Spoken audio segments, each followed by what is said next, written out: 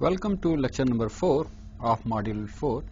In previous lecture, that is lecture number 3, we discussed some of the nonlinear optimization program methods, and I discussed the Kuntuger techniques, and we can also go for some more nonlinear optimization techniques. Then I'll also discuss some of the linear programming optimization techniques.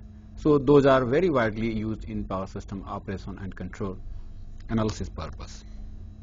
So in the Kuntuger conditions, again here our objective is to minimize or optimize the function fx. X bar here again showing it is a vector of the variables, that is n in numbers, subjected to here the various constraints. One is your hi, that is called equality constraint, and here gi, your inequality constraints.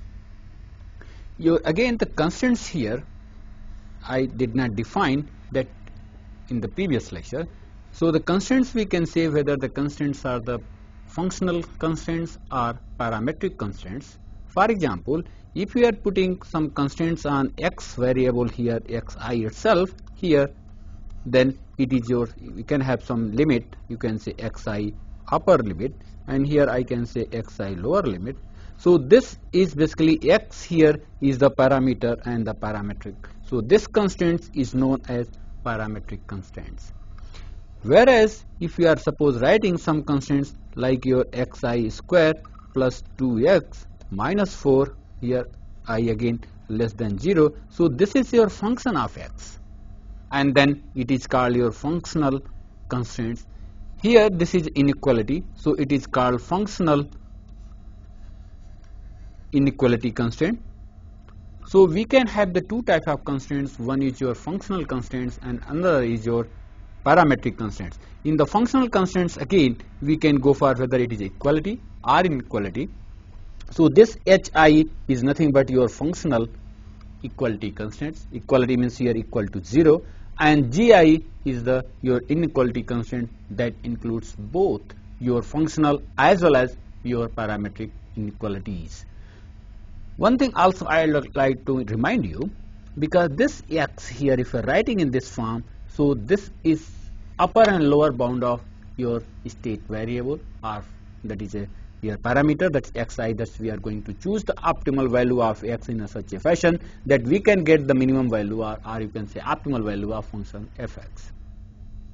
So this constraints can be changed into the two inequality constraints. For example, if you are writing here xi is less than or equal to your xi upper, what we can do, we can go for this one. I can say xi minus xi upper is less than or equal to 0, and this is just like your gx, another function.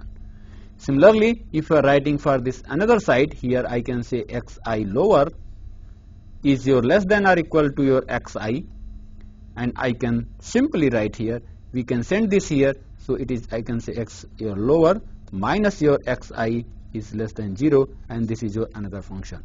So this functional constraints, that is a upper and lower bounds if you are having, so that can be broken into the two constraints, two inequality constraints. Here one is this, another is this, and then we can solve. So this includes all the constraints, including your functional as well as the parametric constraints, and that can be written in this fashion, that is your, I can say gx is less than 0 in this fashion. So here we can have this, basically shows the standard expression for any optimal programming technique. Now again, sometimes some people say which constraints, just again I discuss the binding constraints or non-binding constraints, how we can go for this. For example, you can see if you are having here, let's suppose just I want to say so a simple example on the binding. If I'll say your function here, this constraints hx here, that is a vector of the two variables. If I can write here x1 plus x2 here minus 3.75 is equal to 0, and same time I am saying this x1 here is inequality constraint bounded by minus 3 here plus 3, and your x2 here I can say this is also minus 3 to 3, and another we have your inequality constraint gx, that I can say x1 minus 2x2 minus 8 here is less than 0. So if we'll draw here the region, because we have to search the minimum in that region, this is the constraints. So in that constraints we have to search the solution, that the minimum that we are going to get. So for example here, for this case, if we'll draw here, let's suppose we are having the variable x1 this side, x2 this side. So what will happen, now the value of x2 is 3, we will be having this zone, x2 is minus 3 here, that will be this zone, x1 positive 3 here, and this positive 3 here. So for this what we are getting, the for this and this we are getting these inequality constraints and surrounded by this region. Same times we are also having another constraints here. I can say this is inequality constraints, that is your x1 minus x2 minus 8 is less than 0. So we can again draw another function here, that constraints we can go, the slope is negative on the x2. So or we can say first here, this is like your constraints, I can say here one, here that's linear equation here.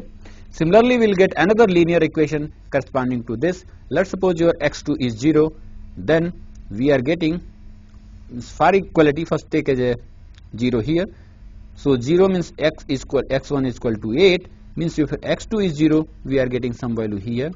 Okay, if you are getting x1 is 0, then x2 value is your minus 4, so you are getting here. So we are getting some sort of constraints here. So we are here getting some constraints like this. So what is happening, these constraints, inequality constraints, are showing the region, means we are getting this, then this, then this, then this. So this is basically your the region of inequality constraints. So your solution will lie in this one if you are not having this constraints, that is equality constraints. But if you are putting the equality constraint, means suppose your equality constraints as written here h, this is a constraint, so your solution will lie here on this line itself, because equality constraints are always binding, that must satisfy. Here I said this may be not equal to 0, it may be less than that, so this is a region. So we are getting some region for the inequalities, and equality and solution here must be on this line. So from the inequalities we had this region, I can say A, B, then we move to C, we move to D, we move to E, and again A. So this was the region enclosed by 3 inequalities constraints. So this was known as the feasible region, this region. Now putting this constraint, it is a binding constraint, so the solution will be here on this line. Again, if your other constraints are binding, let's suppose your this constraints are binding, x1 is 3, so solution optimal will be here only, because this is the binding. So the intersection of this will be your the binding, and this will be solution. Sometimes what happens, your solution may be not binding and it may be somewhere else. Suppose this is also binding somewhere here, so we can say the solution is infeasible, means it is not inside, it is not on this line, solution is somewhere else and your function is going somewhere else, so that is called your infeasible solution. So the coming to the your again this standard problem, so this is a standard notation of any optimization problem, that is we can optimize function fx subjected to the constraints, and again the constraints can be your equality and inequality constraints. So in Kuntukar condition we saw we add the equality constraint as well as inequality constraints in the your objective function. Here what we are going to do in the slack variable formulation, we convert first the inequality constraint to the equality constraints by adding some slack variable. What happens, since this function is less than 0, we are trying to add some function so that we can make it 0. So what happens, gix bar here plus si square we are adding is equal to 0. Why s square? Because we want that s should be positive in all the case. If it is not square, in some case it may be negative. So to avoid this confusion, that we add some si is non-negative, and this is known as a slack variable, and it is always positive. So now what happens, this is now changed to this one, and then we can have our standard equation can be again reformulated, and then we can have the Lagrange multiplier for the equality here, this lambda I for all the h's, means h may be m in number. So it is addition of all lambda 1 h1 plus lambda 2 h2 and so on and so forth. Similarly here, if we are having k inequality constraint, so we are having the Lagrange multiplier lambda I prime, and here gix plus si. So number of inequality constraints, again we are going to add that number of slack variables si. So the number of slack variables now si will be k in number, that is k here inequality constraint.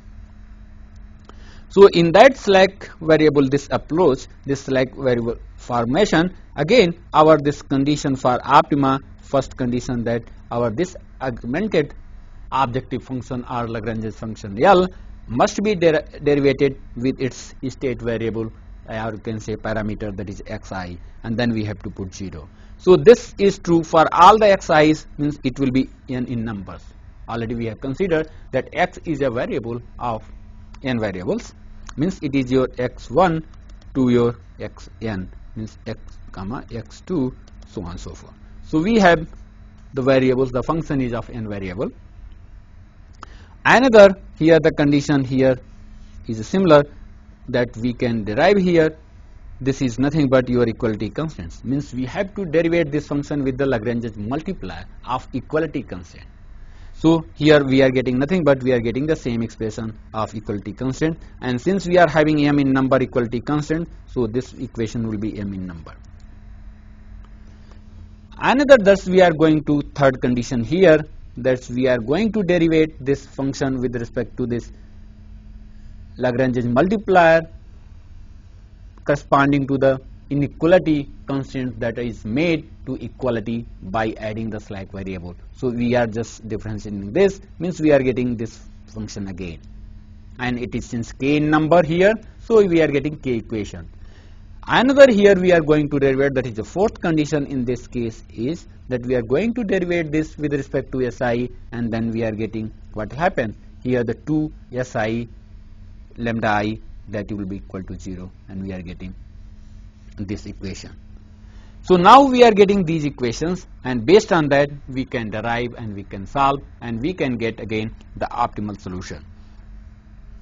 Now here, if si is 0, what happens? Now you can see, if this si is 0, means your gix is equal to 0, and once it is 0, it becomes equality constant without adding the slack variable, means it is the binding constants. So we have to say this inequality constants is binding if si is equal to 0. Now there is a possibility from this equation, there is a two condition. One is your lambda I prime is equal to 0, or si is equal to 0. So if si is 0, then we are getting this constants, and we can say our inequality constant is binding. Again the binding which I explained the previous one, binding means equation will lie on that, means that must satisfy in all the case, otherwise it will be a region. Now if your lambda here I prime is 0, means si is not 0, so we can say our gix is less than 0, means here this constant is not binding. Or we can say this ith inequality constant is free to be non-binding. To see this, let us see another example how we are going to solve and how we are going to get this one. So what normally do, we normally taking one condition here, lambda is equal to 0, and then we can solve all these. Then we can check whether it is satisfying or not. If it is violating, then we have to go for another one, and then we can again solve it.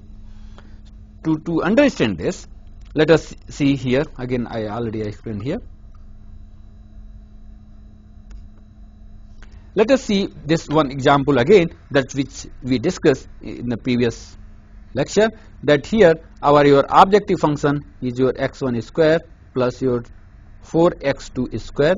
If you remember, it was a fx that is to be minimized, and subjected to our constraints equality here x1 minus your x2 is equal to 0.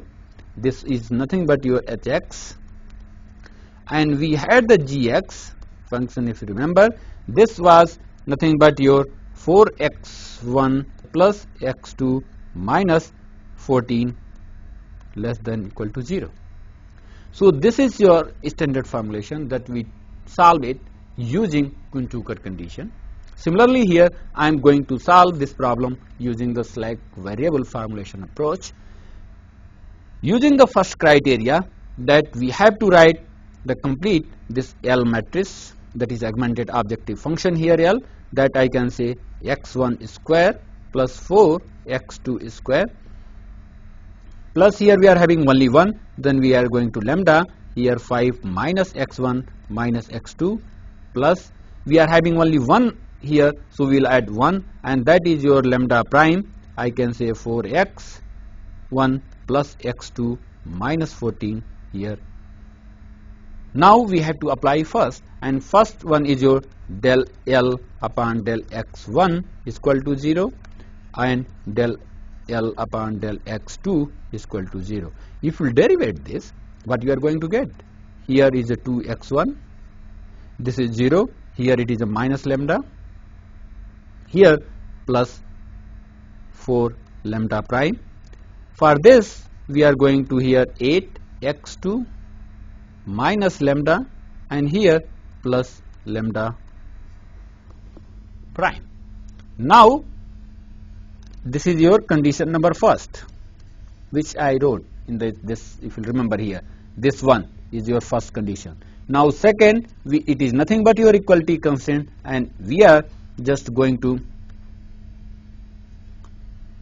sorry, here since this addition we have to make here that with your s1 square we are going to add, because we are trying to make its equality constant. This is less than that, we are making s square added here, and that differentiation with the x1 x2 it will be 0, so that equation will remain the same. Now second here, the condition here, just we have to write 5 minus x1 minus x2 is equal to 0. So we are having equation 1, equation 2, equation 3, and now we are going to derivate, that is a third condition. Here we are going to derivate with the lambda prime, and this is nothing but we are going to get here 4x1 plus x2 minus 14 plus your s1 here square is equal to 0, that is your equation 4. And the fourth equation that we are going to derivate with the si means we are going to get lambda prime into s1 is equal to 0. Now how to solve this? To solve this we have to again go for taking one value here 0, that we have to take whether this lambda is 0 or not, or we can take this first take lambda is equal to lambda prime is equal to 0, means here you can say either this is 0 or this is 0, then only we can get this expression, that is 5. So let your lambda prime is 0. If your lambda prime is 0, now we can solve this, means we have the 4 equations. Now put this value, so we are getting 2x1 minus lambda is equal to 0. We are getting 8x2 minus lambda is equal to 0, and for this we are getting as it is 5 minus x1 minus x2 is equal to 0. So from here we are having 3 equations and we can solve it, and that after solving this, if we will solve here, we are going to get the value here x1 is equal to, means I will get x1 is equal to 4, x2 is equal to 1 and lambda is equal to your 8. If you will solve this, you will get this value. Now put this value in your equation number 4. So putting this, we are going 4 into 4 plus 1 into 1 minus 14 plus s1 square is equal to 0. What we are getting? Now we are going to get this s1 square is equal to here 16 plus 17 means 3, means we are getting minus 3, and then it is not feasible, because here s, as I said, S is always positive. It cannot be imaginary term. So here, this S1, this is not feasible. You can say not feasible. It means here lambda dash is equal to not 0. Means we are going to have this Si is equal to 0. So if we are going to put this Si is equal to 0, S1 here we have taken S1 because only one constant, and then we have to again solve here. So what we are going to get? If this is not 0, means this is 0, means lambda naught is not 0. So we have the equation first. Now we can write is 2x1 minus lambda plus 4 lambda prime is equal to 0. Here again your 8x2 minus lambda plus your lambda prime is equal to 0. Your equality constants 5 minus x1 minus x2 is equal to 0. And now here this S1 is 0 in this case. So we are going to get 4x1 minus plus x2 minus 14 is equal to 0. So now we have the 4 variables. Variables are x1, x2, lambda and lambda prime. We are having four equations, 4 unknowns, and then we can solve uniquely. And if we will solve, we will get this x1 is equal to your 3, x2 is equal to 2, lambda here is 10 by 3, and your this slack s prime here will be your 58 by 3. So this shows that this result is similar to your Kuhn-Tucker condition. Means we are getting same optimal value here and there is no change. So now, so this is same as the Kuhn-Tucker condition, and you can say the formulation is slightly different. So both are equally applicable for the solving the nonlinear optimization problem having both equality and inequality constraints. Now let us see that again sometimes we call the hard inequality constraints and sometimes it is called soft inequality constraints. This inequality constraints here in the power system we are having the two types of inequality constraints, like hard inequality constraints which cannot be violated, and that is like transformer types. We cannot change, we cannot exceed, otherwise transformer will burn. And we also having some soft inequalities, means if there is a slight variation in inequality that will not harmful and small violation is allowed. For example, if I am putting the tapping of the transformer 1 should be less than this tapping value. So it is called hard inequality, it must satisfy. For example, voltage. If I can say voltage at any bus it is less than 1.05 per unit, if it is the voltage is 1.055 hardly matters and that is allowable. So this is called your soft inequality and this is called your hard inequality. So for handling the soft inequality, normally we use the penalty function methods. Means, and again what is that penalty function method? The penalty function methods are slightly here, we in objective function here in fx we add that a penalty function we can say w, and then we just for this equation what we do, we write this, we can go for vi minus 1.05 the square term we are adding. So what happens, this is a penalty factor, based on that if slight variation then objective will be slightly away. So this is handle this inequality in this fashion. So instead of going for the gx in this fashion here, or you can say the gx we used here, we can go for the penalty function for this one for the soft inequality. But for the hard inequality we have to consider the gx and we have to meet that one very strictly, and that's why it is called hard inequality. So in power system both are allowed. So if you are going for the soft, then you can add in the objective function with the some penalty function w. Again this weight factor is very important. If you are using very high value of weight factor, what will happen? And you are going to minimize this, then your optimization problem will shift from here to here and it will try to match this one first and then it is this one. So, and if you are using very low value of this one, then what will happen? If low value of this one will cause violation of this constraint. So normally some optimal, some value between the higher and lower side value, these weight factors are decided and these are added. Because again you have to see what is the value of this, what is the unit of this. Suppose you are adding something 1000 here in 5 here, so always it will try to minimize 1000 rather than 5, because it has no meaning. It will ignore this optimization this completely. So this weight factor or penalty factor is also very important, and this factor value is basically chosen very judiciously. Now come to another programming method, that is your linear programming approach for solving some optimization problem.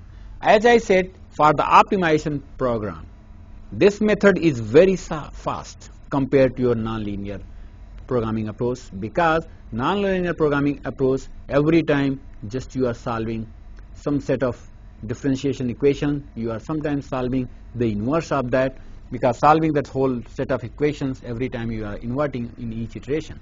So that requires very huge time.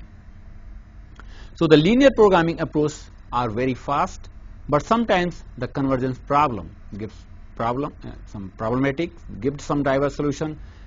Also, in the actual sense, in our power system, we don't have the problems of linear in nature, because whole our power system is a nonlinear system.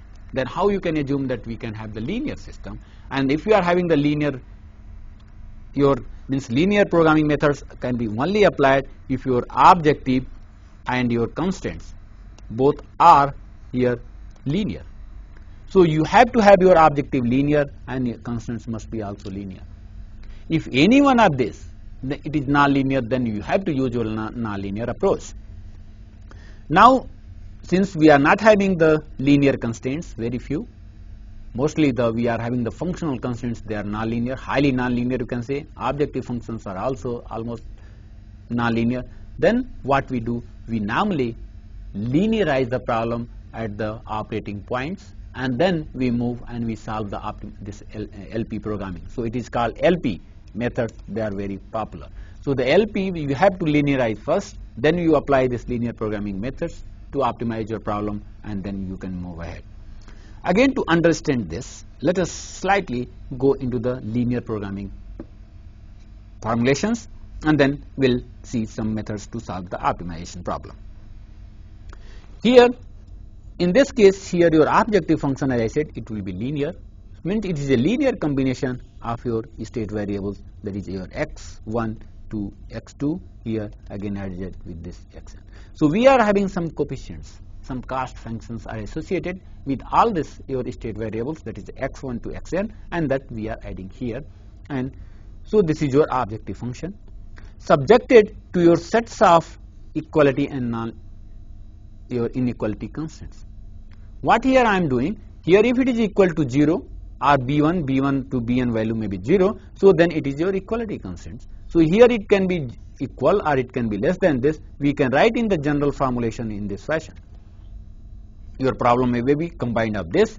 So above inequality m in numbers and in upper form. Here this is upper form. So what we can do, we can write this minimization function here, that is a CT, the transpose of the cost function with the state variable subjected to AX. Again we have formulated this.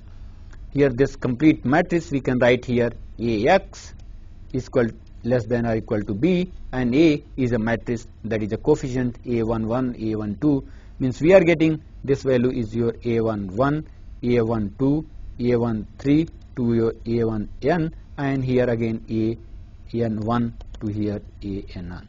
So we are having here M we have taken. So MN we are taking this, and this we have written there. You can see here. So A is your M cross N matrix. In this case also all the x here they are greater than 0, and at the same time the b we also assuming b is greater than 0. So this is your standard formulation of this. Now all these inequality here, they are nothing but they are the giving some region, and based on that we can have the solution should lie in this feasible region, that is called your feasible region.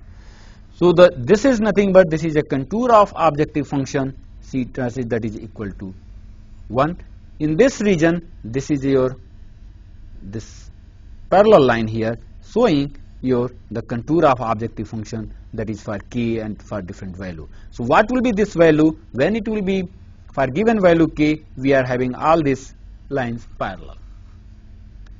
Now if your objective function is parallel to any of the constraints line, then optimal will be not unique.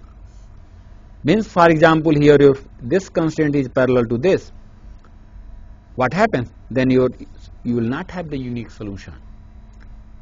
However, in the previous case, here you can see if it is not parallel, so what we are getting? We are getting for any value here, this value is solution of this optimal solution, or this is your optimal solution. Again, depends upon whether you are minimizing or maximizing the function. So this here, if it is any of your objective function here contour, these are the objective function. If it is a parallel to the any of constraints here, this is was constraints earlier, so it was parallel. So it is called, it will not have the unique optimal. So in standard form, normally the LP programming techniques or approach, we write here fx is a cost function multiplied by state variable subjected to x is less than or equal to b, and x will be always positive and b is also positive. We present in terms of, no doubt here, let's suppose we are having x is your b, and if it is b is negative, what we can do, we can multiply by this negative, we can multiply by this, and we can change in this fashion. So this value will become the positive, and then we can write again here, means we can convert this inequality from this side to that side, and it is always true. So it is very well true that any here the function that is, for example, I will show you. Let's suppose your x1 plus x2 here, that is your less than, I can say greater than 5. What I can do, this is greater than 5, so this can be converted here, this your x1 plus your x2, again I am going to have minus here, and then it is this minus, let's suppose this is minus 5. So this minus I want to convert into positive, so I have multiplied by the minus, and then it will be positive, but this sign will also reverse if you are multiplying by minus. So this is your function, and again you can see you are having in this term. Some case it is not possible, then you have to add some slack variable and other things, and just we'll discuss later on. So if your this any problem should be connected means converted to any standard form, now we are having the different possibility. You see, your A matrix was your M cross N matrix, means you are having the x, the vector is your x1 to xn, your this Ax here, that is less than b here, this equation was your M in number. Now if M is equal to n, then we will have one unique solution. If you are having M greater than n, then we will also have one solution. But if you are having M less than n, in this case normally we go for optimization, and some will be, of course, will be in this case, if M is more than n, some will be dependent on another equation, and then that we can have the rank of n. So if M is less than n, then optimum is needed, because we are going to have many solutions.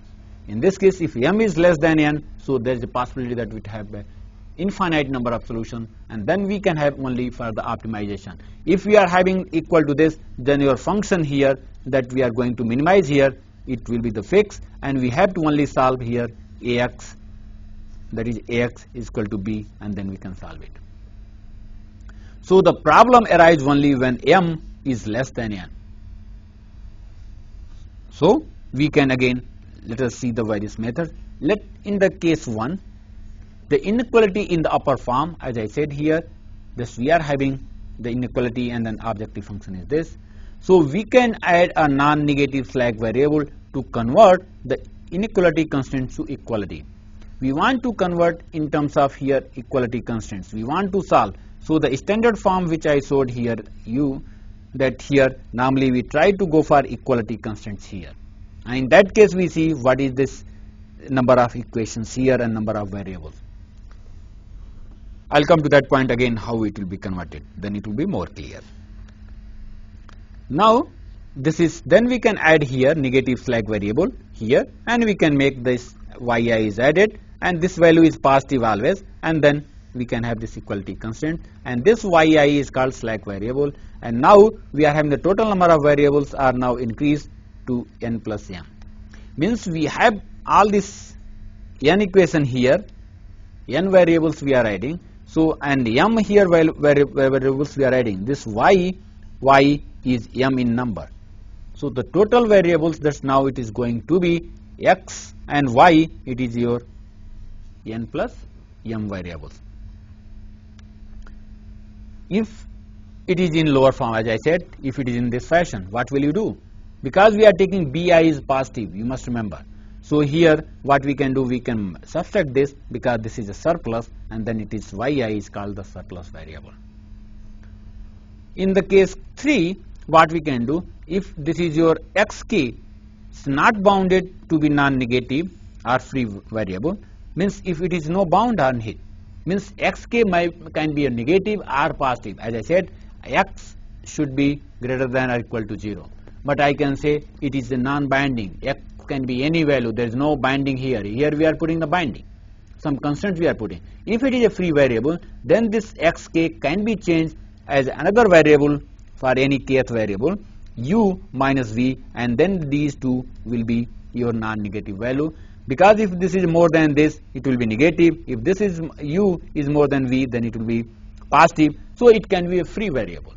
And then what we are going to do, we are just creating this free variable into the 2 variable, and now here I can say your uk must be greater than 0, and your vk also is greater than 0.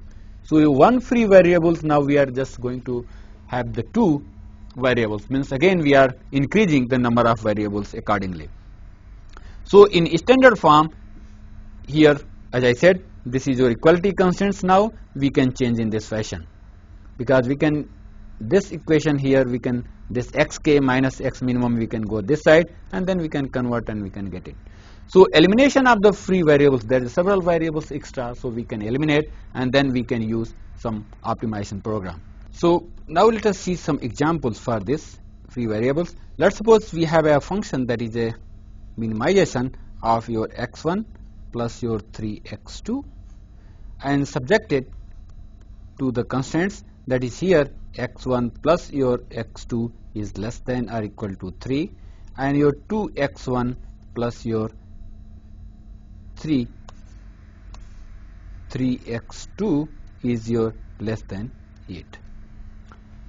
Now it is said here x1 is free variable. If x1 is free variable, so what we have to do, we have to convert the whole problem into that we can have the total number of variables we can exceed. So in this normally we add some more constraints, means I can say this here we have to go for in that fashion, means we have to add first slack variables. What I am going to do here, this x1 plus your x2 plus we are adding another variable x3 that is equal to 3, means we have to convert this inequality to equality constraints by adding some extra variables. Now similarly here your 2x1 plus your 3x2 plus your x4 is equal to your 8. So now here we have added 2 more variables, as I said, means that can be converted. So here x3 and x4 are the slack variables, and now the total number of variables now increased to 4. To see that we are having some free variables, that I am going to say that your, let's suppose x1 is your free variable, so x1 here I can say your u1 minus v1. So in that we can replace this one here x1 x2, and then we can solve. So now what we can do, or you can say again in terms of different fashion we can replace. So here we can put the x1 here, we can put x1 here, and now our whole problem can be formulated that your fx is your c transpose x prime, and then your here ax plus is equal to b, and here this x variables are greater than 0. So this is your standard form, and then we can solve it without any problem. Now sometimes when we can eliminate that variable, that it should be free, there is no constraints, here we are putting x. So here we have to eliminate x1, we have to put these values and then we can solve it. So this is your standard problem, and then to this here just see how we can go to solve it, because this is the region. This is equality constraints, some equality constraints here, different are coming, so we are going to solve and we are going to get the values, and after getting that value we will see which value will be the optimal. Why I am saying this? Because here you know this your x will be now several variables. In this case how much? It is now 4. Your equation is only 2. Means your, I can say here this is a condition when m is less than n. It shows that we are having the infinite number of solutions.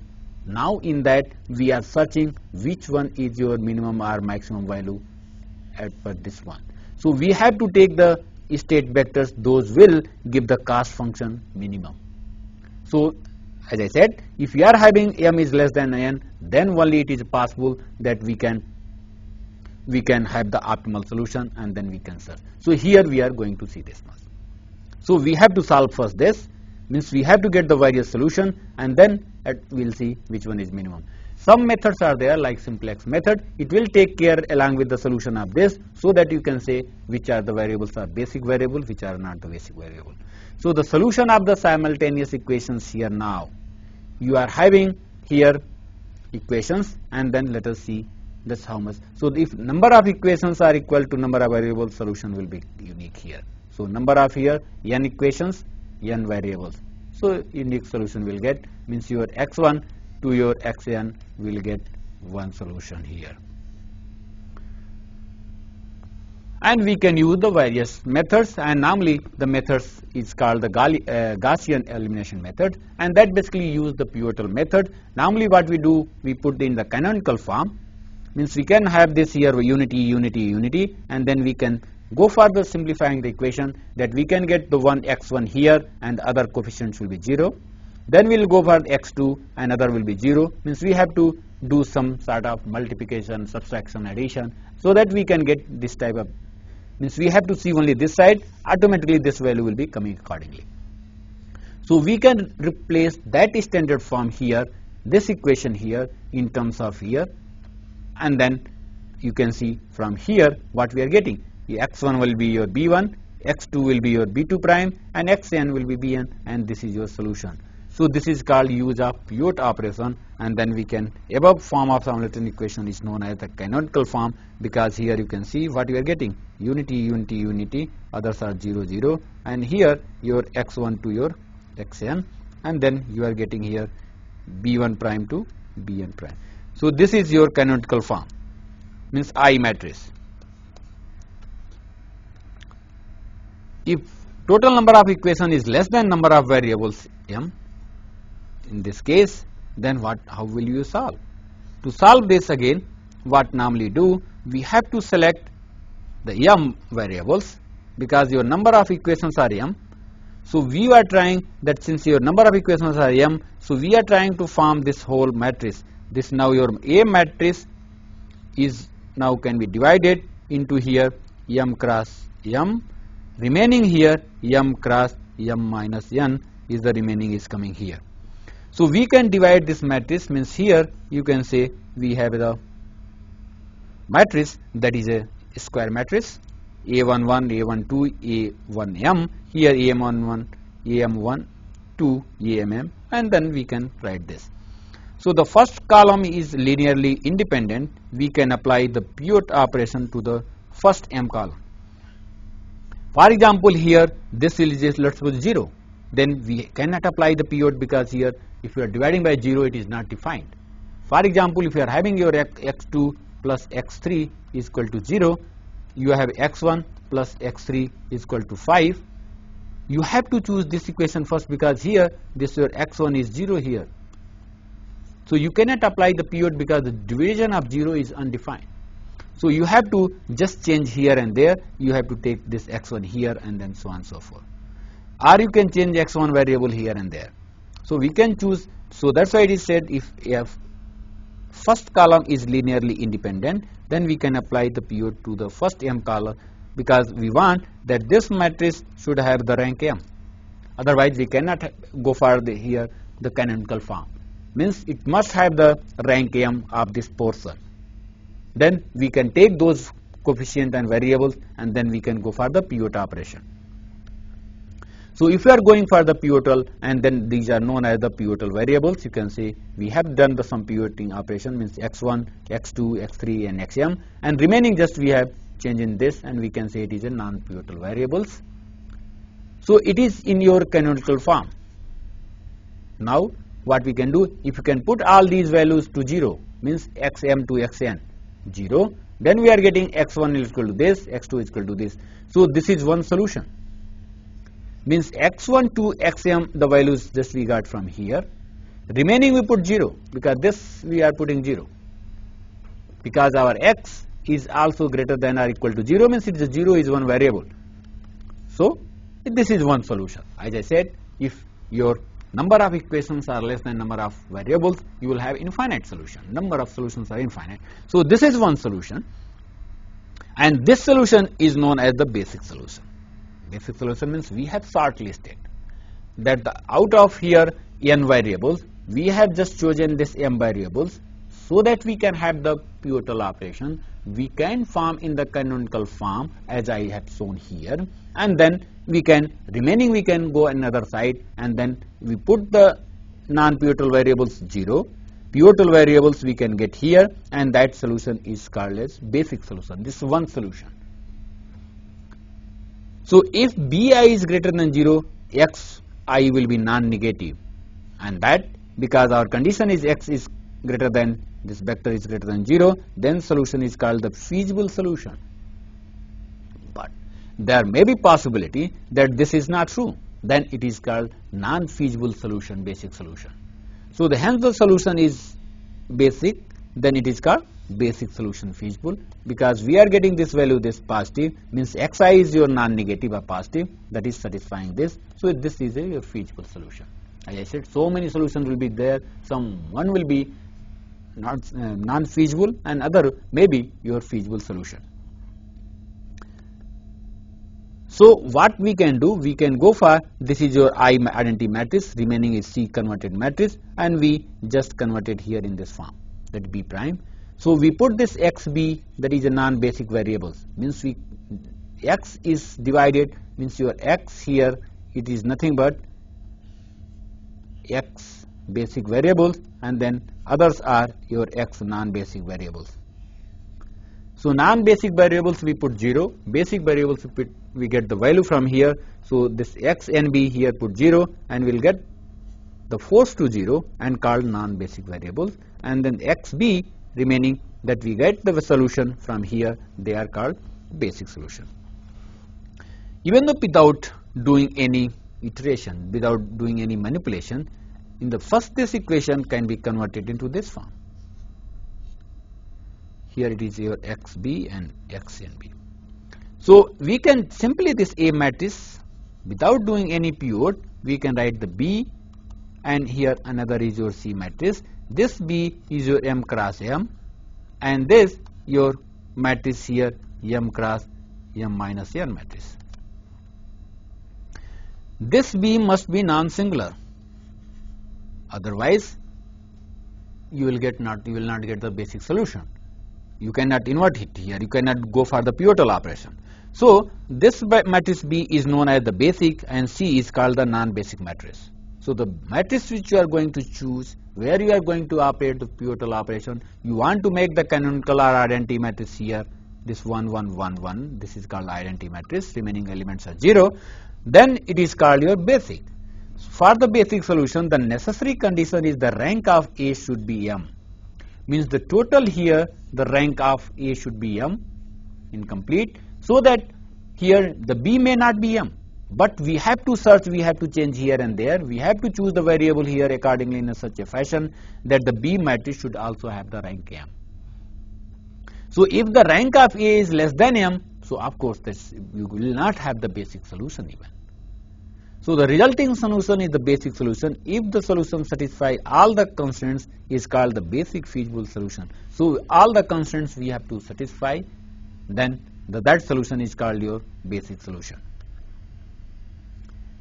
Sometimes it is a degenerated solution. What is the, so people call it the degenerated solution, is the sum of the variables assumed zero value. The basic solution of the basic variable is 0. Means sum of the basic variable, even though suppose it is coming 0. Means here your just xb is 0. It is valid because a basic solution, as I said, xb is greater than or equal to 0, it is satisfying this. So if this is 0, then it is called degenerated basic solution. Because if you see here, as I said, means here we are getting the solution here, this is a xm, means it is your the basic solution. Here sum of this value may be 0. Here we have forced it to 0, here we are getting 0. So in that case it is called some degenerated solution, and it is called degenerated basic solution. Now the basic solution is optimal solution. In that case, this basic solution is the optimal solution, means it will give your basic optimal solution. If your solution which you are getting is optimal one, then it is called your basic optimal solution. If it is satisfying all the constraints in addition to the optimal, is known as the basic optimal feasible solution. So the optimal as well as feasible solution we want for your complete problem. So for that we have to solve, and we have to see some algorithms are there, there are some fundamental theorems are there. Those are used to see whether the solution is feasible and optimal. Feasible, it means all combination, we can say feasible, non-feasible, optimal, non-optimal, optimal feasible, this non-optimal feasible or non-feasible. Of course there will be no optimality there. So let us see some fundamental theorem in this LP problem. So first fundamental theorem is, any feasible solution of LP, that's a linear programming problem, correspond to the basic feasible solution. So any feasible solution that you are getting, that will be your basic feasible solution. Second is your any optimal feasible solution will be your basic optimal feasible solution. Here just we have had the basic. So the basic solution just we are getting, it will be the optimal basic feasible solution. So the number of solution, as I said, the number of solution that is possible here, the NCM means you are going to get this much solution. For if your number of here n is equal to 5, m is equal to 2, the maximum number of basic solution will be your 10. So from this, 1 will be the optimal. So the basic solution that we are going to get, it is your 10 in number, although the solution is infinite. So but basic will be only your 10 solutions. So in that 10, that's 1 will be optimal, and we have to find that optimal value so that we can say our linear programming, our standard here, that is fx is minimum subjected to hamara, that is our constraint is equal to b, and here x is greater than or equal to b, and of course here b is also greater than or equal to 0. So this we have to search, and the various methods are there. First one is very popular, that is called Simplex method. This method starts from the basic feasible solution, means you have to get the basic feasible solution first, and then we have to see the optimality.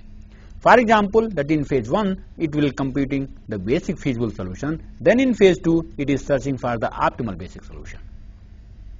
So it is said that it is start from the basic feasible solution and wants to maximize the reduction in the objective function at the same time. So this is your standard problem, that is a function that to be minimized. That includes here x prime, all the including slack and surplus, means we are making that here equality constraints. And then we are having the constraints here. So we are having m in m rows and now n variables, and we have to solve this. So we have to solve the basic solution here, and then we have to see the optimality at the same time. What we do in this changing from the basic to non-basic, always we extend the variable, the basic variable to non-basic variable, and again getting back to another basic feasible solution. Means we have to keep on, at the same time you have to see whether it is optimal or not. So it is not possible that you have to solve one basic solution, then you solve one, then see the optimal. So you are supposed for simple problem, as I said, in the variables here it is only this your number of variable 5, equation is 2, you are getting 10 basic solution. If your number of variables are 100 and here is 2, you will get tremendous variables. So it is not possible to every time to solve this and then you can search for optimum. So there are some techniques that even though while changing your basic solutions here and there from basic to non-basic variables, we can check whether it will be suitable or not for our optimal value. So that's why here the question arises that which non-basic variable should be the basic and which basic variable should be non-basic. So we have to choose in that fashion. So this simplex method gives some idea. So at least one element must be positive in a vector subjected to this will be the minimum. So we have to choose in that vector, in that here the variance vector that equal to here bs upon a, and this will be giving you minimum. For example, here you are having x1 minus x2 plus x3 here is greater than 5. Let's suppose here 2.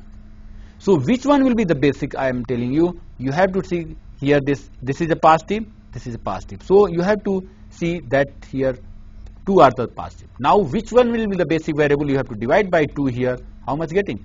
This is less, here it is 1. So this will be your basic variable.